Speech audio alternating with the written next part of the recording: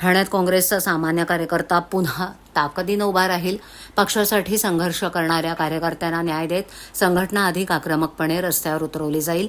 जनतेच्या प्रश्नांवर आता काँग्रेसचा कार्यकर्ता गप्प बसणार नाही, असं प्रतिपादन नवनियुक्त ठाणे जिल्हा काँग्रेस अध्यक्ष राहुल पिंगळे यांनी केलंय.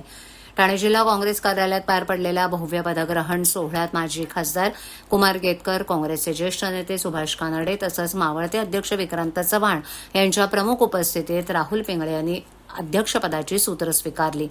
यावेळेला राहुल पिंगळे म्हणाले की ठाणे जिल्ह्यात वाढती महागाई, पाणी टंचाई, बेरोजगारी आणि नागरिकांच्या मूलभूत प्रश्नांकडे सत्ताधाऱ्यांकडून सातत्यानं दुर्लक्ष केलं जात आहे.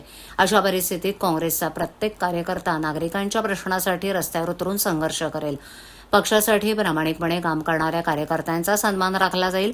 संघटना बूथ स्तरापर्यंत मजबूत करून आगामी काळात काँग्रेसला नव्या ताकदीनं उभं केलं जाईल, असा विश्वासही त्यांनी व्यक्त केला. दरम्यान राहुल पिंगळे यांच्या नियुक्तीनंतर ठाणे जिल्हा काँग्रेसमध्ये नव्या राजकीय हालचालींना वेग आला असून कार्यकर्त्यांमध्ये उत्साहाचं वातावरण पाहायला मिळतंय.